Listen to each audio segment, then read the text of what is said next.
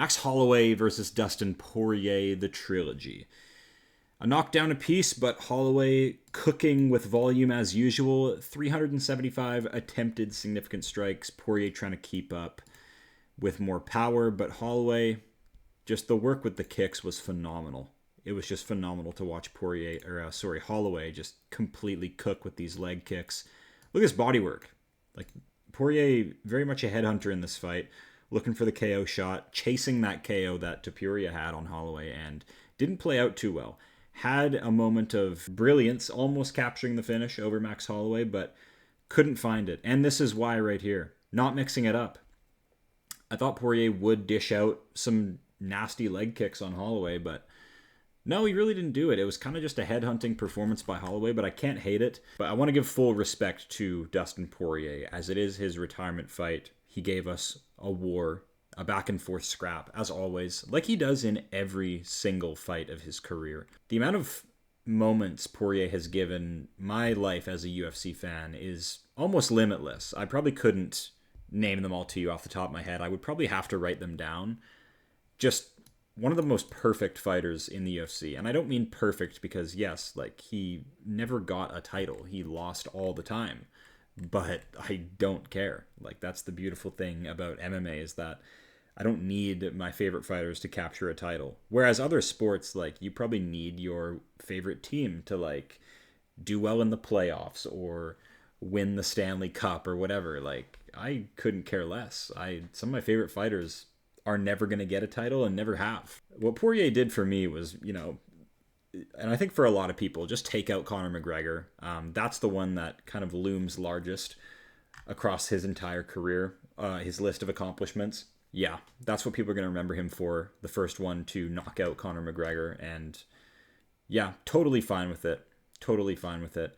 Even if he was to take out Holloway and make it 3-0, that would leave Holloway's career in a very strange spot. So this is an outcome I'm over the moon about. I wanted to pick Poirier officially and really just live it up with him in retirement and really just show gratitude as a fan. But this is also an ideal outcome because we can't have Max Holloway on 2 losses.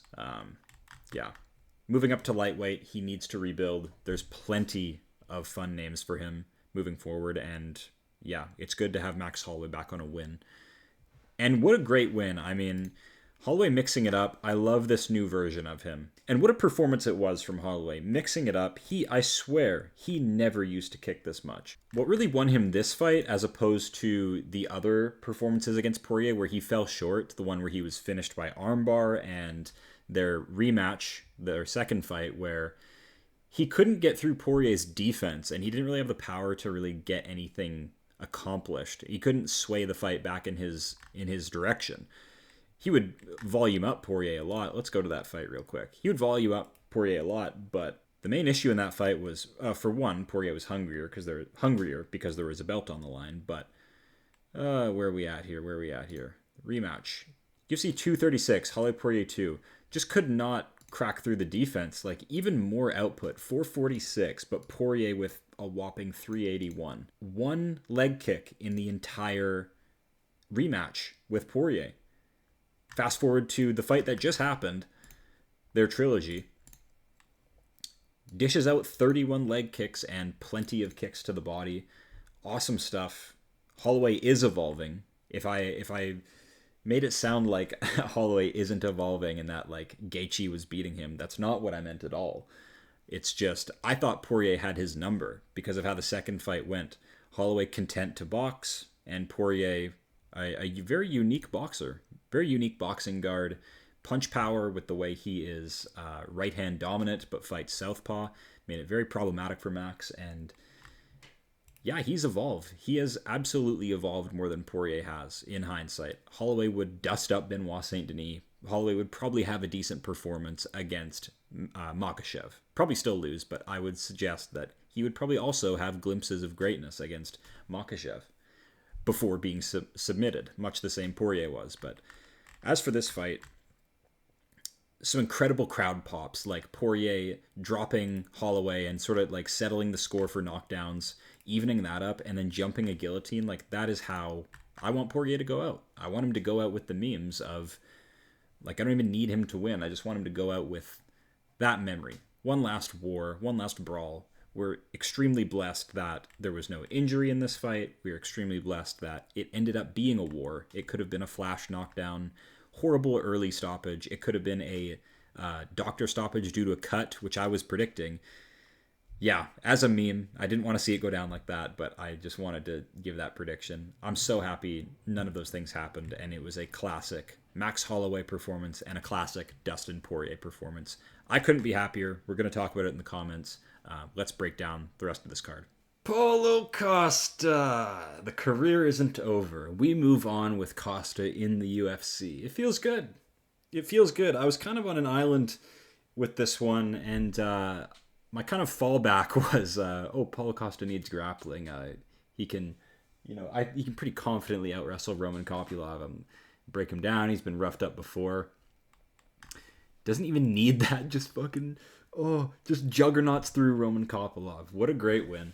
I'm rewatching the hell out of this because it was attempted murder.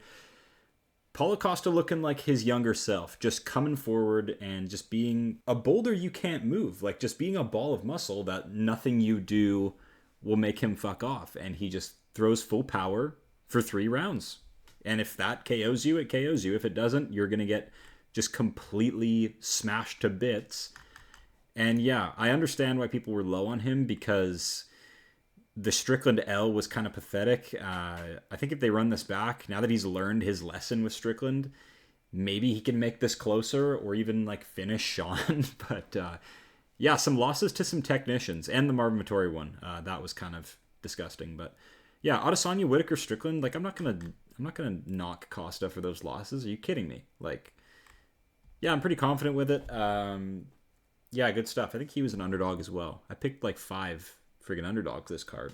Yeah, I just wasn't high on Roman Kopylov after the Chris Curtis, Cesar Almeida wins. Like, I don't rate it. I don't rate many of Kopylov's wins, no matter how fun they are. Like, 4 KOs in a row. Yes, they're brutal and they're fun and he looks very powerful and technical, but against who? Exactly. Cesar Almeida, he just kind of exploited a hole in Almeida's game with the takedown weakness, and then close scrappy war with Chris Curtis that he gets like rewarded with a kind of fraudulent finish at the end. So yeah, I had no reason to be high on Roman Kopylov. Paulo Costa, I understand that he's losing to the elite level, so I was like, he's just going to exploit the weakness of Kopylov, which is grappling. He didn't mean to do that. He looked so good. He just literally bulldozed forward and just smashed Kopylov to bits, just ripped him apart with body shots. These kicks were pretty disgusting. Can I get leg kick? 24 leg kicks and a ton of kicks to the body as well. Yeah, it was good stuff. It was disgusting. Look at him mixing it up. Look at how well he mixed it up here. How, like, he's learned his lesson, and I said it. This was a win or go home fight for Paulo Costa, and he showed up and delivered an awesome performance. Chris Lee gave it 2-1. Disgusting, Chris Lee. What round are you giving to Roman Kopylov? You should be... Oh, I'm not even going to say it. Yeah, Paulo Costa, high confidence pick for me. And yeah, let's be real. YouTube cares that you pick the main card right. And yeah, we cooked with this one. So if you were on the side of Costa, you were Team Costa. Flynn, I know you were a little low on Costa. Tried to take me off the pick, but not happening, brother. We're Paulo Costa all day. I honestly didn't think this was possible, but Daniel Rodriguez basically just out-brawls, forces a brawl out of Kevin Holland, and wins it. What the hell? I wasn't really confident in his cardio from past performances, but yeah, this was this could get fight of the night just because it was a proper brawl and incredibly fun. I was kind of on the edge of my seat the whole time, even in the moments of slop. But dude, plus 400 Daniel Rodriguez just kills Kevin Holland's not momentum 2-fight win streak, but good shit from D-Rod. I love D-Rod, man. Like, sloppy at times, brawler, but impressive volume. And yeah, he's got good names behind him, does good training. I rated some of the losses, not the Neil Magny loss, let's be real, kind of pathetic, but good ass win. And they've had training camps for each other before. They were supposed to fight at UFC 279, 289. Ferguson, or no, sorry, Diaz Chimaev, they were supposed to fight. D-Rod actually cracking Holland. We never see Holland's chin get cracked. It's normally fucking granite against middleweights, but D-Rod's just got that pop in his hands, man. I love D-Rod's boxing. And I know Kevin Holland's fun and shows glimpses of real eliteness, but if all you got to do is like look through the career, and it's checkered, man, and D-Rod just on a bit more of a better trajectory. I know you can say like some names on here are meh, and he's lost to Neil Magny, disgusting, but yeah, D-Rod has a great trajectory, man. I've always rated it. And yeah, he stumbled. I don't even really believe he lost the Kelvin Gastelum fight. Again, gassed out a bit, looked sloppy, but pulls ahead with volume. The output's great. He was, at one point, he was like, maybe for like a week. Like, it didn't last long, but he was up there, like number 1 or number 2 volume striker in the UFC. Like, you gotta, like, I rate it, man. Absolutely rate it. Crisp punches, deals with Kevin Holland. I thought the range issue would be, super problematic for him. I had Kevin Holland getting this decision, and some believe he did, and it's arguable he did. But Rodriguez did the perfect thing. I know you can say it looked sloppy and it wasn't a high skill fight, but that's what Rodriguez had to do. It was force a brawl out of Kevin Holland and not play this range game, because he's down on like 7 inches of reach. So call it sloppy, call it undeserved victory, but dude, I'm a fan of it. Daniel Rodriguez, huge win. Kevin Holland's a big name. I don't care what anyone says. It's more of a name value thing than sort of his placement in the division. Good shit, D-Rod. It could possibly even get fight of the night on Monday, so we'll see. Who you give Rodriguez next? Ranked competition. Do I think D-Rod can beat these new level welterweights like Michael Morales? We saw him lose pretty damn bad to Ian Gary. Do I think Rodriguez is going to beat a Sean Brady? Probably not. It's nice to see that Rodriguez does pull out his little choke series every now and then. I don't know what this 0.1 sub average is, but Rodriguez always threatens the front choke. I like that. Just defending that initial first shot is kind of tricky for him, but yeah, stock raises for D-Rod here. I like he did kind of gas out, but like I rate the gas tank. I rate the grittiness, the scrappiness, the volume all the way throughout. And the power, like cracking Kevin Holland, like, yes, maybe Holland's durability is degrading because he's had a crazy long career with big dudes cracking him on the chin, like up at middleweight. So, and now he's cutting the weight. Maybe, yeah, we saw, what's his name? Mikhail Oleksiejczuk drop him. Yeah, so it's interesting to see. It's an interesting conversation, but awesome fight. It was kind of a slop fest, shitty little brawl, but I loved it. Rampage is absolutely bringing D-Rod back on the pod. Bear DeGidio, whatever the fuck his name is, just complete glazing of D-Rod on the podcast, just trashing Kevin Holland. I can't wait for it. So get ready for that next week as well. Stock massively raises for D-Rod here, in my opinion. Call it what you want. Call it a robbery. I don't really care.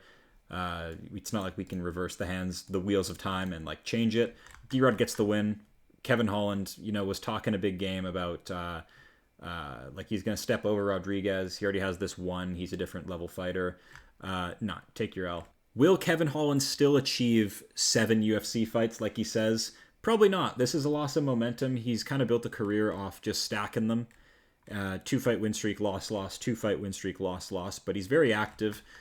But yeah, we'll see. This was a loss where he got dropped a couple of times, got ugly. So we'll see. He didn't look the best. This is probably the worst Kevin Holland's ever looked at welterweight, in all honesty. So yeah, we'll see where his career goes from here, if the activity kind of stagnates. We'll see. Great win from D-Rod. Good shit. Dan Ige takes a big fat L to Patricio Pitbull, who squeaks a win with grappling. Yeah, just kind of an awful looking mirror matchup, Dan Ige with some good damage in there. Lands a head kick partially, but still can't turn things around, I had this predicted. Patricio Pitbull just being willing to shoot and grapple. Ige will never shoot takedowns and just stay stagnant, stay one-dimensional, is what it is. You can't look. You're not Topuria, my guy. It's you need some takedowns. You need some ground ability. We can't just be pure boxing with your build. I'm sorry, Dan Ige, but a 5'7", 145er. Yes, you've got decent reach, but whatever. It's another name up there. I'm not really too invested in the fight style. He's very short. He's powerful, though. It was good to see him kind of, go for a flurry on Dan Ige. That was actually one of the first times we've seen Dan Ige, like, kind of trapped and, like, getting bombed on. Only for, like, 5 seconds, though. But it was nice to see, instead of him kind of need the grappling to win. But, yeah, Dan Ige just will never grapple. It's hardwired into him to just always strike, and that ain't the way, Chief. I know he's a big knockout guy, and it works for him half the time, but, like, if there's a more clear indicator that you need to, like, level up and evolve to reach that next level, it's when you are doing this win-loss shit, and, like, Lerone Murphy's taking you down, Evolev's taking you down, Bryce Mitchell's taking you down, Chan Sung Jung is taking you down. Like, we need to make some adjustments. So yeah, I had it predicted Pitbull getting the win with grappling. Is what it is. Championship level camp. I know he's like 40 and kind of a midge, but like you got to look at the teams. We got over here Extreme Couture doing their thing, kind of a meathead fight club, and we got Patricio Pitbull with some high level names. The same coaches as Henry Cejudo and all this stuff. I forget the little dude's name, but yeah. High caliber training room. So I went with Pitbull, and he squeaked it with wrestling, but like a win's a win. You can't really argue Dan Ige really got that. Had a better time out with kind of a mirror matchup as far as physicality goes, instead of having to deal with like Yair Rodriguez, who is just a skyscraper at 5'11" to his, 5'6", 5'5". So yeah, horrendous debut, but hopefully it's nothing but wins from here on out. He needs it. He's an older guy. He's a champion from a different promotion. So good stuff dealing with Dan Ige. Pitbull, good camp. High-level names backing him. He's old, but he's got the goods. He has tons of wins by every method, and that's what I like. Going into this fight, I spoke on 12 wins by KO, 12 sub-wins, 12 decisions. I like that, personally. I don't want to see somebody with just all decisions, all submissions, all knockouts in such a volatile game like MMA. You can trust in people who can mix it up. And yeah, he survived some tricky spots with Ige, got it done with the grappling, good shit. I heavily advise Daniel Zellhuber, seek a new gym entirely. Extreme isn't getting you anywhere, honestly. Why are you not shooting takedowns, Zellhuber, on Michael Johnson, someone who is a complete fish on the ground? Yes, it's hard to get him down. I'm completely aware, but you have to at least try. No? You just want to get volumed up on the feet? Like, you're a larger target, slow, lumbering. That's how you're going to look when you're up against Michael Johnson on the feet, with his hand speed. And that's exactly what happened. 2-1 Michael Johnson, all across the board, outstriking Daniel Zellhuber every round. I didn't have it predicted. I had Zellhuber, just being intelligent, being younger, and seeking a finish, taking the, easiest path to victory, which is using his sub ability on Michael Johnson. But no, we engage in a barn burner of a fight.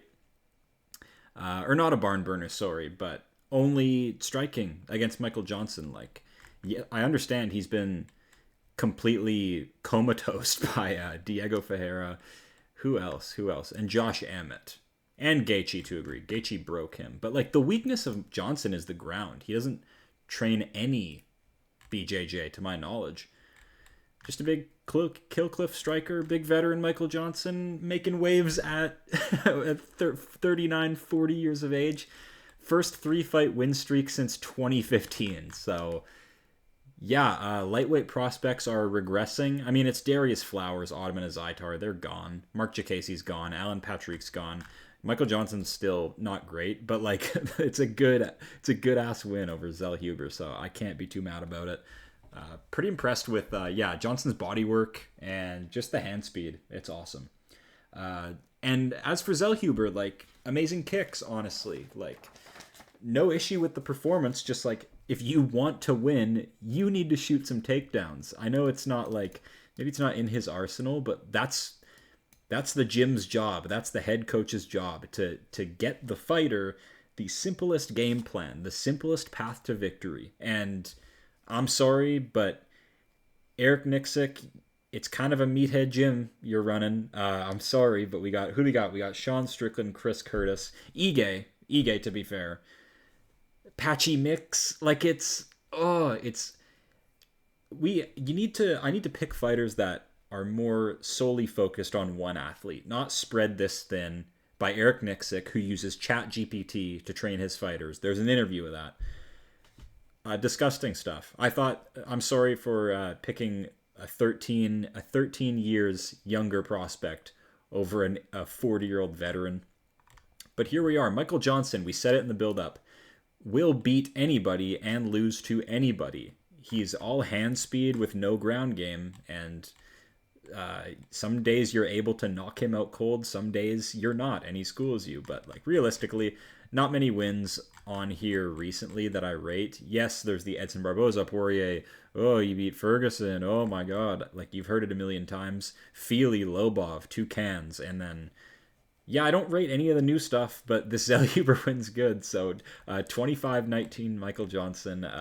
Yeah, enjoy the career. Kyler the Matrix Phillips gets just completely walked down and bullied by my new favorite fighter, in all honesty. Vinicius Lockdog Oliveira just completely bitched Phillips out. 5-0 in the UFC. Disgusting flying knee KO, double bonus over Sopaj, and these wins are amazing. I mean, Ricky Simone, Said Nurmagomedov, now Kyler Phillips. The sky's the ceiling for Lockdog. 23-3. I know he did a ton of regional work, and it showed. It completely showed. Phillips looked like an amateur out there, just forgetting that you can shoot takedowns. Vinicius Oliveira genuinely just a bit more down to die. Like, hands down at the waist, crazy forward pressure, just ready to fight. Just that's all it took to just completely bitch out Phillips, who wants to play like circle, you know, run his volume game out at range, be safe. But he clearly had never fought somebody with just that amount of I'm down to die type of pressure. Like Lockdog, man, just windmill punches, goofing off, having fun. Incredible fight. I don't even really know if you can give Phillips round 1. Like Oliveira hacking leg kicks. Loved it. Loved every second of this. I thought Phillips was like a big leg kick guy, like crazy, like sneak ahead on volume type guy. You know, MMA Lab. They are on MMA Lab's kind of on suicide watch now. You got Sean O'Malley taking L's. You got Kyler Phillips taking L's. Is Marcus McGee next? John Crouch, the MMA Lab. You know, we're watching the downfall here. New favorite fighter, 100%. I kind of had a feeling in the prediction I said Phillips by volume, boring ass circle fest.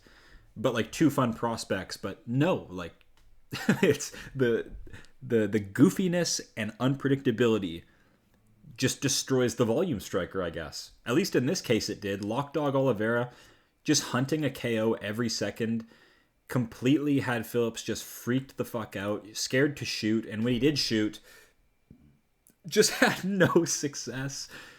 Yeah, Oliveira, man, let's be real, he's big. He is a big 135er. He even said in an interview on the build-up, if I get this title at 135, I'm not defending it. I'm going to 145. And it shows. He's just muscled up. He kind of has like what's a good comparison? Michael Morales build. Like he's just completely muscled up.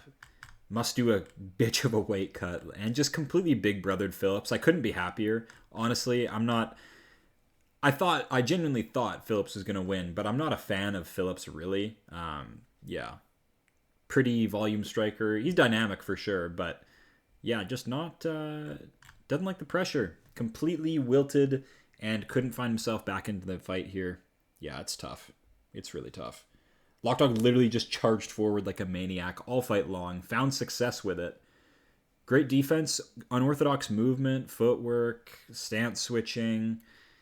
And yeah, crazy power. Phillips not having it one bit.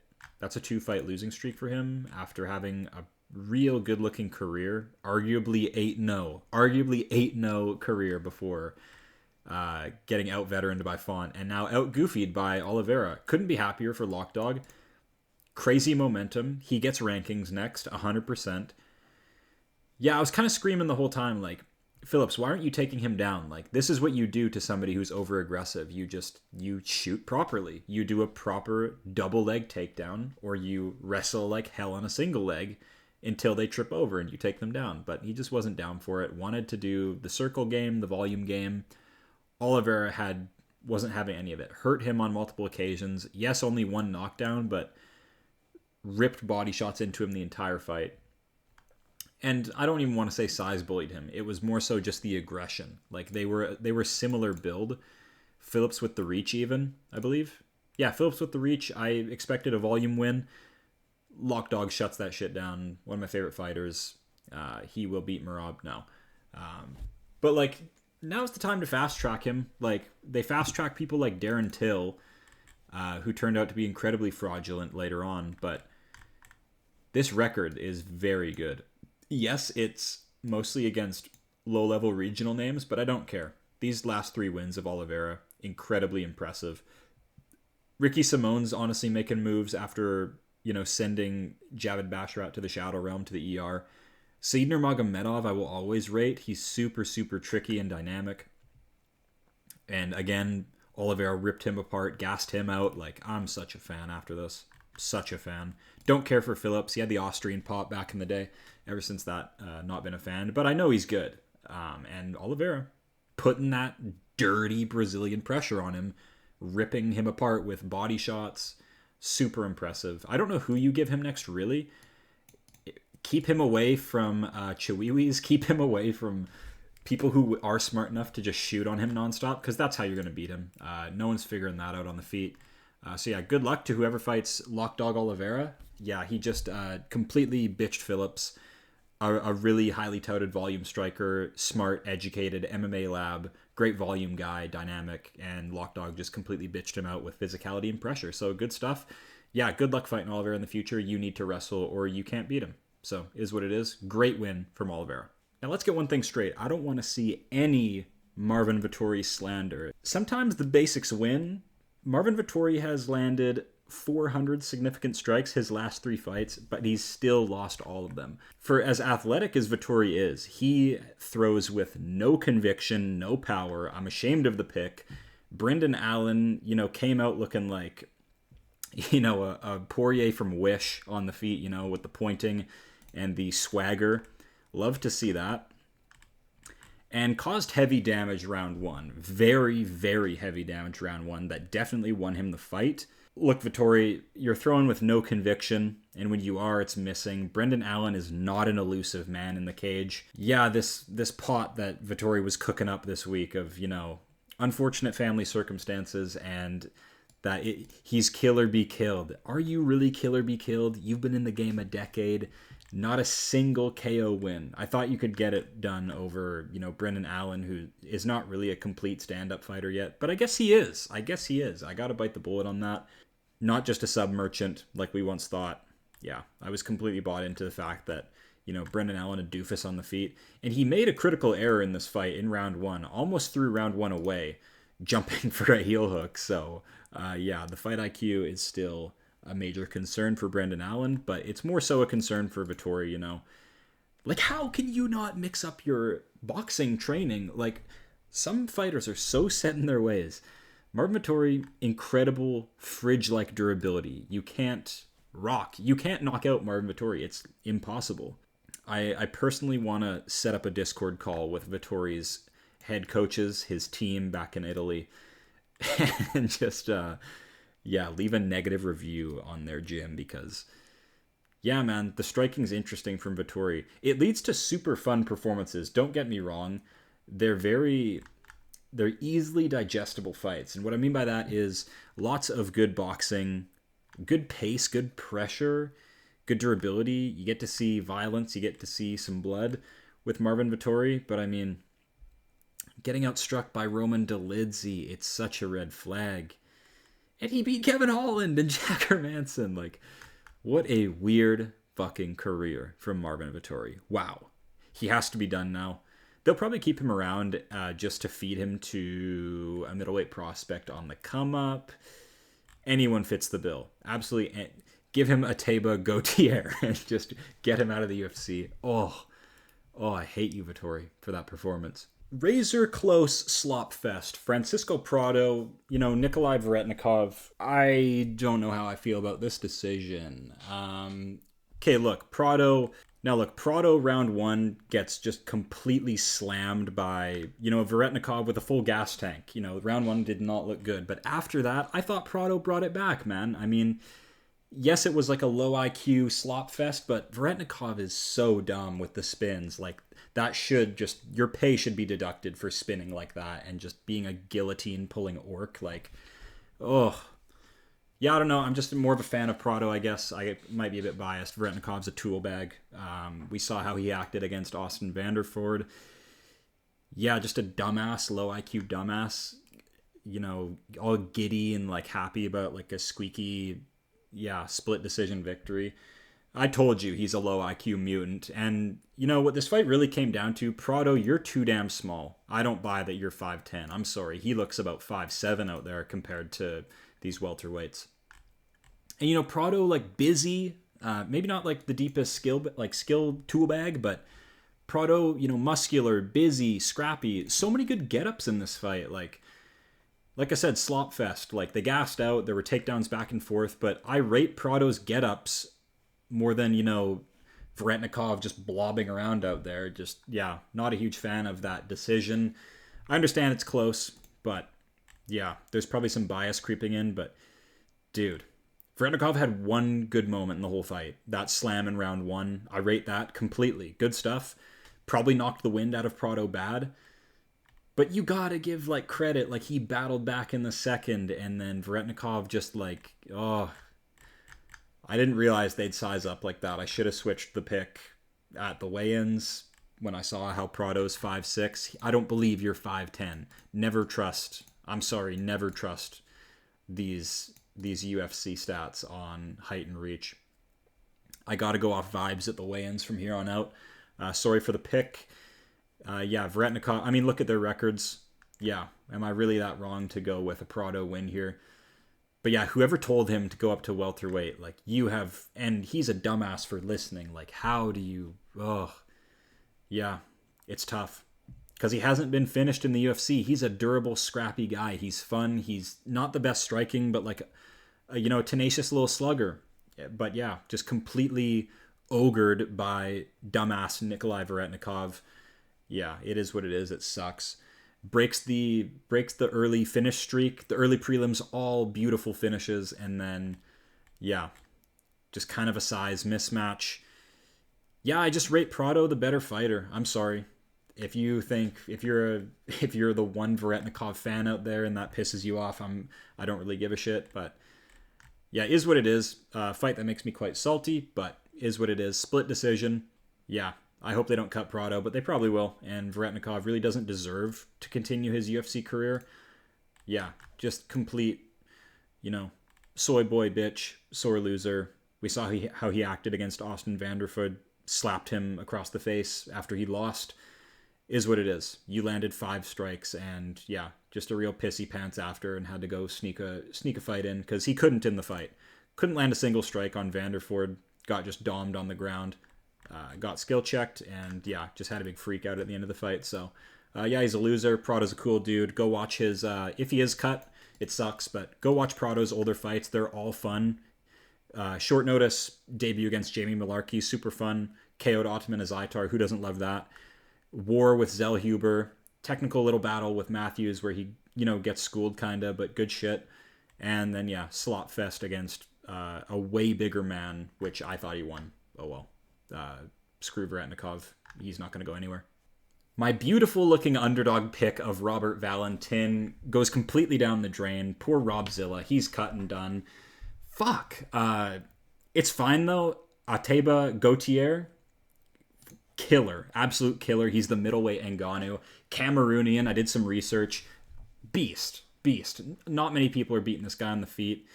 Incredible power. Crazy fucking ape index. This is insane. Just gigantic, long arms, tall, complete beast. I don't think he's really had to fend off many takedowns. I'm completely wrong. That's all he did in his Contender Series fight, and then just murdered the guy. 36 strikes to 0. Yeah, this guy's a problem. And Valentin looked horrible in this fight. He got hurt early and just fell apart. I thought maybe he did decent on the Ultimate Fighter. I know we can't get data and stats here, analytics for the Ultimate Fighter, but yeah, it's tough. I thought Ryan Loder, Torres Finney, just grappling merchants, can't strike, needs to force the grappling, and Valentin got caught up with it, and they blessed him with a pure striker matchup. I thought he was really going to shine, but no. Looking forward, it's absolutely crazy how young he is. He looks like a 30-year-old fully grown man. Just crazy muscle definition, athletic freak. He's going places. 8-1 record. It's still kind of green, so we need to find out some things about Gautier, but yeah, he needs to stay active if he keeps starching people this early. So yeah, get used to seeing him. The silent assassin, I dig it. Violent guy. Yeah, interesting stuff. I didn't realize how young he was, honestly. I think that slipped by me. He looks... Is anybody with me on that? He looks like a fully grown fucking man. He looks like he's just completely yoked. And yeah, starches Valentin. We'll see how it goes. But yeah, Valentin, damn. I was hoping for a good performance, but just got hurt and fell apart. Didn't get to show anything. But yeah, great stuff. Please keep giving us knockouts like that, because he is a power thrower. Hope he doesn't gas out. Who could have ever predicted this massive underdog win? Islam Dulatov beats Adam Fugit. Yeah. I know he's win-loss kind of guy, but awful stand-up. All he does is kick. Not a big fan at all. He needs to be out of the UFC, or I guess he can keep boosting these prospects. If welterweight keeps having good prospects, keep giving them Adam Fugit, because he'll get dusted up and finished, like what happened here. Islam Dulatov, former model, former good-looking guy, puts away the model career and just says, hey, I want to just starch people to get my money. No more looking good on magazines. Let's just go KO some people dead. And that's pretty much what he did, Felt it out with Fugit on the feet, found his reads, and then just left hook KO'd him. Brutal ground and pound finish, knocked Fugit out knocked him out cold with the follow-up shots. Yeah, all Adam Fugit does is leg kick you, and that he's just super timid. Like, this is a red flag. When somebody, all they do is leg kick you, it's because they don't have the goods to, really test it out, find their reads, find their range, get comfortable in the boxing and the striking, and this is why. He just wants to kick, evade, play kickboxing, and kind of hide out at range. Super big red flag. Dulatov just dusts him up on the feet with punches. Love to see it. Super green flag for Dulatov. I know his career just started, and Dana White Contender Series wins are kind of fraudulent. I don't put too much stock in them, no matter who they're against. But it's looking good for Dulatov, the Ripper. You don't see any Russians named the Ripper. Good stuff. He's one of the striking Russians. Gotta love it. We're in for a real treat. Yeah, great stuff. He feels it out early. The KO over... Actually, I do rate this Contender Series win. His KO over this Veneto guy, disgusting. Just, I love elbows out from range. Just... feeling it out, looking like you're looking for punches, and then just close range like a genius, and just out cold somebody with like a step-in elbow. Oh, beautiful, beautiful stuff. But did it this time with punches. Good stuff. Love it. Another round 1 KO for Dulatov. I say you fast-track him. Welterweight's honestly madness right now. I say you give him like the loser of Holland D-Rod. You fast-track him because he's a fun finisher. One of the rare striking Russians out there. Yeah. You just never know with the OVs, the EVs. They could completely stink up the place with grappling, high IQ grappling, and their unlimited gas tanks, but not Dulatov. He's coming out to kill you in the first round. Gotta love it. Get Adam Fugit out of the UFC, or keep him and just keep feeding him to fun upcoming prospects. Take your pick, UFC. Walking on Legos, Jimmy CRUTE does manage to pull off a sub over Marcin Prachnio, and was losing... was getting volumed up by Prachnio. Yeah, it wasn't great. Lands 5 of his 18 strikes. Just horrible, atrocious ape index for this division, but he's a grappler, so we can forgive it. If he didn't get this done, the career would have been officially, nail in the coffin. It would be done for Jimmy CRUTE. But no, actually decent, nasty-looking armbar here. Marcin Prachnio, kind of a fish on the ground. We saw that with, who did he fight? He fought Petrino, and that's kind of where some red flags on the ground popped up, because he was kind of getting work done against Petrino as well. just being like a super busy goofball in there and getting it done. Yeah, swinging, slugging, good kicks from Prachnio. I believe he's like a karate guy, so really dishing out good volume on these guys, having no fear. I love that about him. But just a bit too sloppy, not great fight IQ, not great composure, and Petrino was able to just out-hulk him and just do dirty things to him on the ground. It is what it is. So yeah, after that, kind of hopped off the Prachnio, for the Prachnio hype. No, just kind of was done with him. He took Devin Clark out of the UFC. Good job there. But yeah, 2 sub losses here. He has no concept of grappling. He's kind of a karate-based guy. So the book's written on how to beat him, take him to the ground. I knew Jimmy CRUTE could do it. But again, we know Jimmy CRUTE, the stand-up is a problem, a huge problem. But glad to see his career put back together. We need some decent light heavyweight finishers. CRUTE is, for what he is, he will be getting finished or he will be finishing people. Big holes in his game, but he is a beast of a grappler. I love his submission ability, but that's kind of all he has is, physicality, submission ability. Yeah, he can't be trusted on the feet. Even against Prachnio, cannot be trusted on the feet. Yeah, a couple minutes in, getting volumed up on the feet. Yeah, I want him to shoot as early as possible because horrible ape index, he's not accurate. So yeah, sorry CRUTE fans, but looks like he's walking on Legos in there. Yeah, looks like he just stepped on some Christmas ornaments. Don't like the stand-up. Please just get him in a boxing gym. It'll actually even out his game nicely. But his stand-up still needs to be revamped. Even after some mild improvements, I guess. I didn't like what I saw. So I won't be... Yeah, Jimmy CRUTE's not my guy, but decent sub. Decent, nasty-looking armbar. Damn near almost broke the arm of Prachnio. Compound break. Looked disgusting. So yeah, a good gross out down on the prelims and another finish. Awesome. I'm not going to complain about finishes, so good job, Jimmy CRUTE. Heavyweight Ryan Spann against BREZKI. I don't know why BREZKI's still in the UFC. He's just brought in to lose to people. Yeah, I'm not sure. Heavyweight's just slim pickings these days, so there are some extremely low-level guys in here, and he's a former PED cheat, so yeah, 9-7 record. He's in the UFC to lose to people. That's free money. That's free gimme fights for anybody the UFC wants to keep around and build up. Ryan Spann, got to come in here on a pay-per-view and collect, so great stuff from him. Love to see it. As for the fight, Ryan Spann is pretty damn lethal, pretty tall, powerful, fast twitch. It's just, recognizes the assignment. He is even more dangerous at heavyweight. I don't think his cardio's that great, so he won't really reach the top because there are some technicians up there. The Gons, the Volkovs, they will not let Ryan Spann up. He will be gate-kept, but for what he is, Ryan Spann gives us finishes. If Ryan Spann's on a card, he's either finishing someone or he's getting finished, so love to see it. Fuck him for doing what he did to Dominic Reyes, but other than that, I don't mind Ryan Spann. It's just, yeah. Wish he could have had a more competitive opponent here.